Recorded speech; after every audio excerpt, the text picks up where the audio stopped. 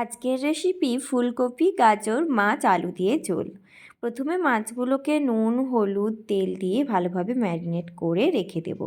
তারপর একটা কড়াইতে অল্প তেল গরম করে ভালো করে ধুয়ে রাখা ফুলকপিগুলো দিয়ে নুন হলুদ দিয়ে ভালোভাবে নেড়ে চেড়ে ঢাকা দিয়ে দিয়ে অল্প একটু ভেজে নেব। ফুলকপিগুলো কড়াই থেকে তুলে নিয়ে আবার ওই কড়াইতেই অল্প একটু তেল দিয়ে তাতে আলু আর গাজর দিয়ে আবার একটু হলুদ নুন দিয়ে ভালোভাবে নেড়ে চেড়ে ঢাকা দিয়ে দিয়ে আবার এগুলোকেও ভেজে তুলে রেখে দেব।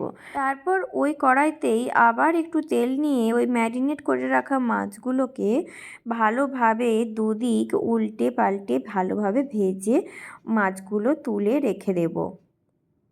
সব আলাদা আলাদা করে ভেজে নেওয়া হয়ে গেছে। এবার ওই তেলেই গোটা গরম মশলা ফোড়ন দিয়ে পেঁয়াজগুলো দিয়ে ভালোভাবে একটু নেড়ে চেড়ে দিয়ে দেব আদা রসুনের পেস্ট, নুন হলুদ জিরে গুঁড়ো আর ধনে গুঁড়ো দিয়ে মশলাটা একটু নেড়ে নিয়ে দিয়ে দেব কেটে রাখা টমেটো আর ওপরে দিয়ে দেব জল গরমের জন্য।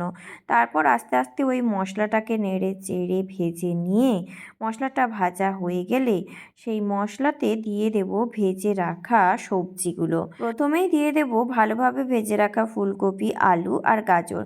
তারপর মশলাটা দিয়ে অল্প অল্প জল দিয়ে একটু কষিয়ে কষিয়ে ভেজে নিতে হবে। তারপর মশলাটা ভালোভাবে কষানো হয়ে গেলে দিয়ে দেব কাঁচা লঙ্কা চেরাই করে। তারপর গরম জল ঢেলে দিয়ে ভালোভাবে একটু নেড়ে নিয়ে আর উপর থেকে ভাজা মশলা আর অল্প একটু চিনি দিয়ে ভালোভাবে নেড়ে আবার মাছগুলোকে দিয়ে দেব। মাছগুলো দেওয়া হয়ে গেলে আবার একটু ঢাকা দিয়ে ফুটিয়ে নিলেই রেডি ফুলকপি আলু গাজর আর মাছ দিয়ে এই সুন্দর একটা রেসিপি। দুপুরবেলা গরম গরম ভাতের সঙ্গে রেসিপিটা শীতকালে জমে যাবে।